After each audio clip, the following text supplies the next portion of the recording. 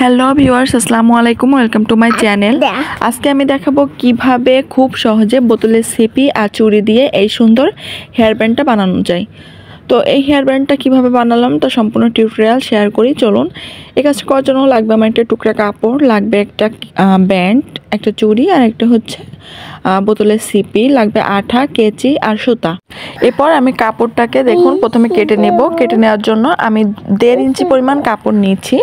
কাপড় নিয়ে এখানে হচ্ছে কেটে নিলাম। তারপর কাপড়টাকে 2 ভাঁজে ভাঁজ করে এর উপরে চুড়িটা রেখে এভাবে আটকে নেব। নেওয়ার পর এখানে সুতা দিয়ে জাস্ট পেঁচিয়ে দিব। এমনভাবে সুতা দিয়ে বাঁধতে হবে যাতে এটা খুলে না যায়। আর কাজটা করার সময় আমার ক্যামেরাটা সাইড হয়ে গিয়েছিল, এই জন্য আমি বুঝতে পারিনি। তারপর আমি এখানে কেটে নিচ্ছি।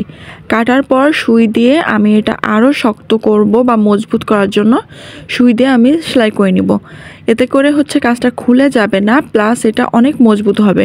যেহেতু ভিতরে চুড়ি আছে আর কাপড়টা ঢিলা ঢিলা আছে, এই জন্য হচ্ছে এভাবে পেঁচিয়ে নিলাম। তারপর এই বোতলের সিপিও সেম পদ্ধতিতে রেখে দেন এখানেও আমি সুতা দিয়ে আটকে নিব। সুতা দিয়ে আটকে নেওয়ার পর এখানে আমি হচ্ছে যে ড্রিঙ্কও আছে, ড্রিঙ্কও সিপিটা নিয়েছি। নেওয়ার পর এখানেও আমি দেখুন খুব সুন্দর করে আটকে দেন হচ্ছে এটা কেটে নিলাম। কাটার পর এটাও আমি সেলাই করে নিব।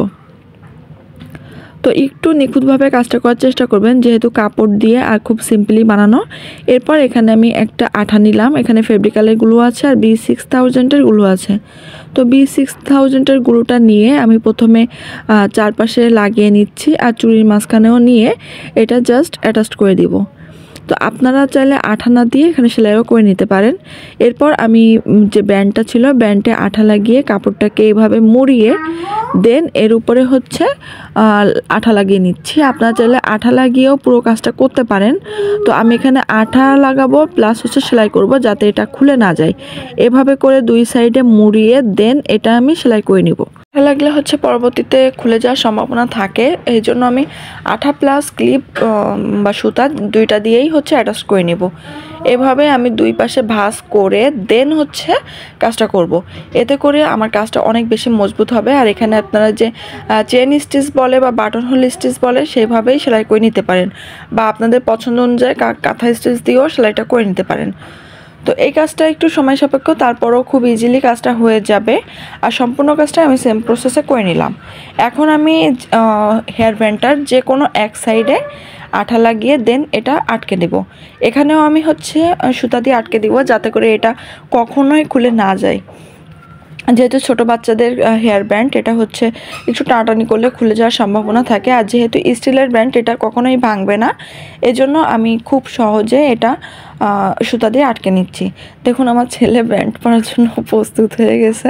আমার ছেলেই মডেলিং হিসেবে কাজ করে, ব্যান্ড পরে বা আমি যা কিছু বানাই ও হচ্ছে এগুলো পরার জন্য পাগল হয়ে যায়। তো আমি নিচেরটা আটকে নিলাম আর সেম প্রসেসে আমি উপরে যে সিপিটা ছিল সিপি সহ চুড়ির এই কাপড়টা অ্যাটাচ করে নিচ্ছি। তো কাজটি কেমন হয়েছে জানাবেন, ভালো লেগে থাকলে লাইক, কমেন্টস এবং শেয়ার করবেন।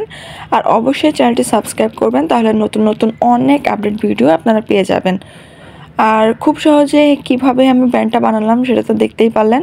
আশা করি আপনাদের উপকার হয়েছে। আপনারা আপনাদের ছোট বাচ্চাদের ক্ষেত্রে এটা বানিয়ে দিতে পারেন। আর অবশ্যই অবশ্যই কুচি যে সাফাগুলো বা ছোট যে প্রিন্টগুলো সেই কাপড়গুলো ব্যবহার করার চেষ্টা করবেন, তাহলে কাজটা অনেক বেশি সুন্দর হবে। আশা করি আপনাদের অনেক উপকার হয়েছে। Thanks for watching. আল্লাহ হাফেজ।